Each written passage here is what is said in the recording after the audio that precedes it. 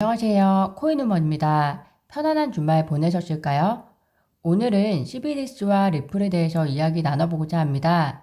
구독과 좋아요, 알림 설정은 코인우먼에게 큰 힘이 되오니 정중히 부탁드립니다. 현재 리플의 가격은 약 497원 정도입니다. 고용지표 발표 이후에 490원대에서 가격 변화가 크게 없는데요. 8월 10일 미국 소비자지수 CPI 발표가 있습니다. 이를 통해 인플레이션 정도를 가늠하고 이미 매우 좋은 수치로 발표된 고용지표를 낙관적으로 바라볼 수 있을지 아니면 그 반대일지 아마 투자자분들은 종합적인 해석이 있을 것 같고 그때 가격 변동이 좀 생기지 않을까 생각합니다. 최근에 CBDC에 관련해서 많은 기사가 나오고 있습니다.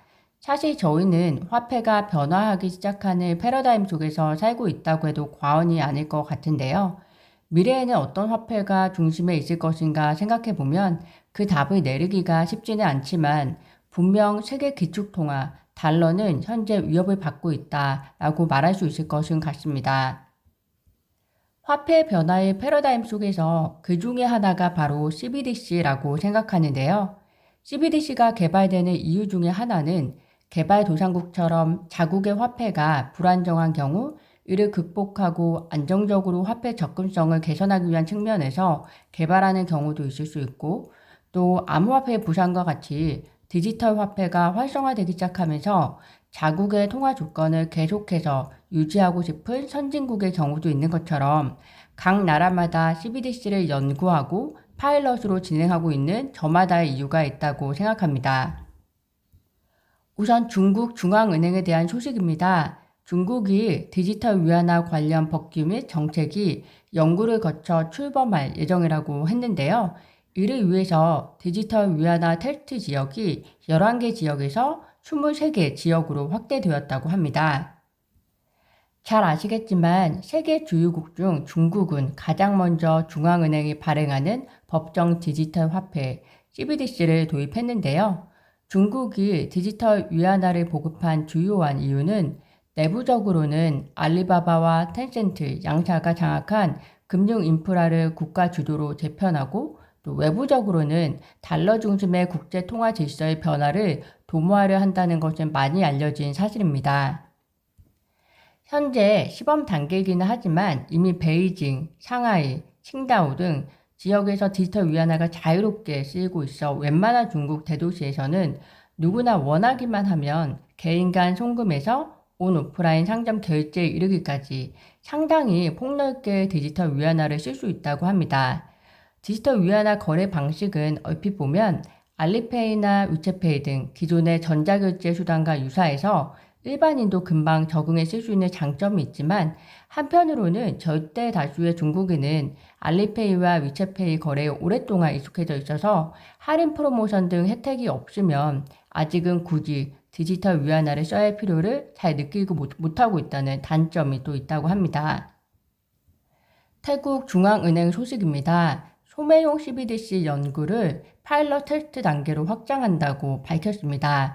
CBDC 출시까지 한 단계 더 나아갔다고 생각하시면 되는데요.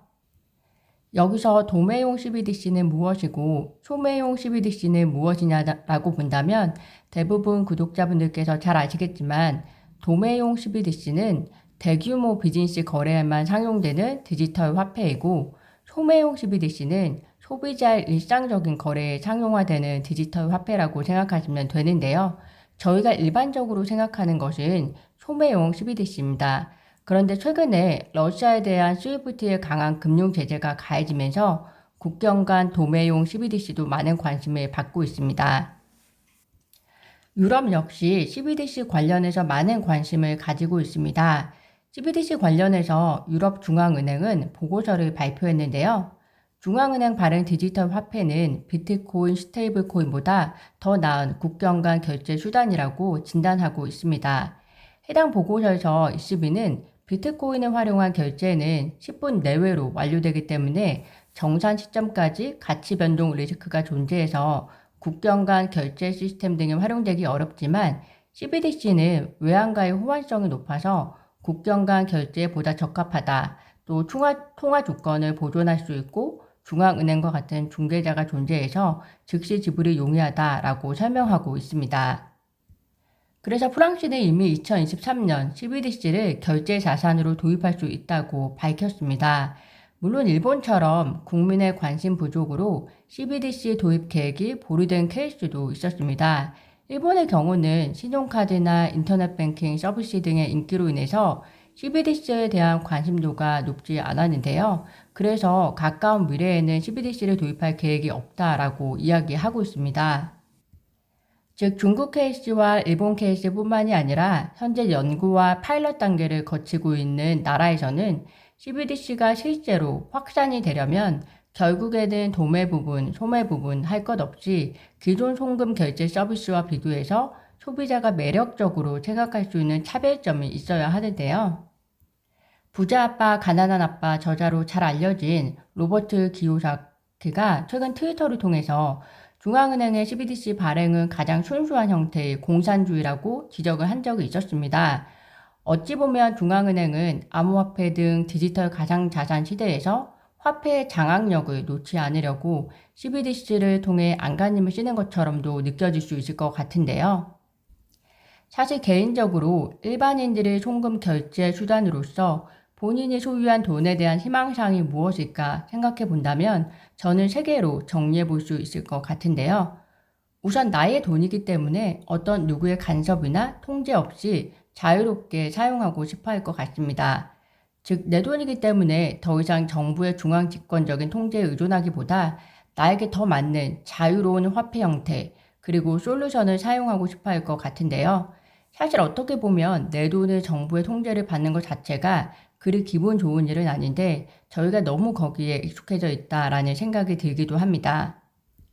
두 번째는 송금이든 결제든 내가 원하는 기능이 빠르게 실현되길 원할 것 같습니다.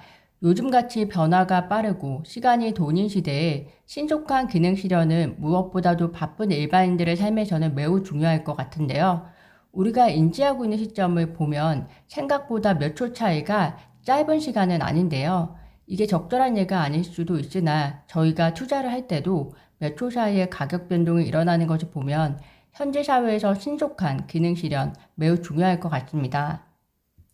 마지막으로 나의 돈이 비용 경제적으로 기능이 실현되기를 원할 것 같은데요.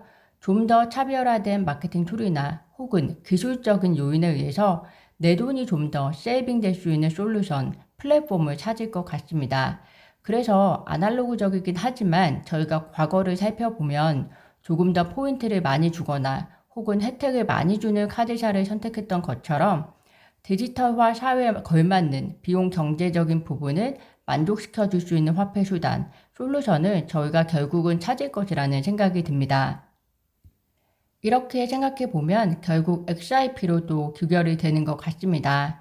리플은 송금 결제 부분에 있어서 최고가 되기 위해 현재 옵션을 다양화시키는 과정에 있다고 생각이 드는데요.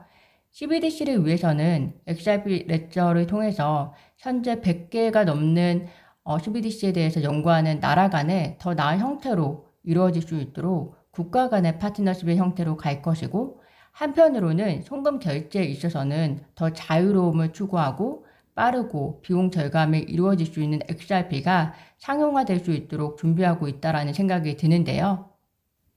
물론 그것을 위해서 치러야 할 숙제는 결국 또 SEC와의 소송 마무리라고 생각이 듭니다. SEC와의 소송 마무리를 통해서 XRP 가격이 안정화되고 유동성이 지금보다 훨씬 활성화된다면 사실 XRP가 송금 결제 토큰으로서 자리 잡는 것은 어떻게 보면 시간 문제일 것 같습니다. 출발 신호가 왔을 때 전 속도로 실력 발휘를 하기 위해서 리플사도 계속해서 사전에 구조적 작업을 튼튼하게 하는 작업을 진행하고 있다고 저는 생각합니다. 미국 입장에서 보면 지금 매우 예민한 상황일 텐데요.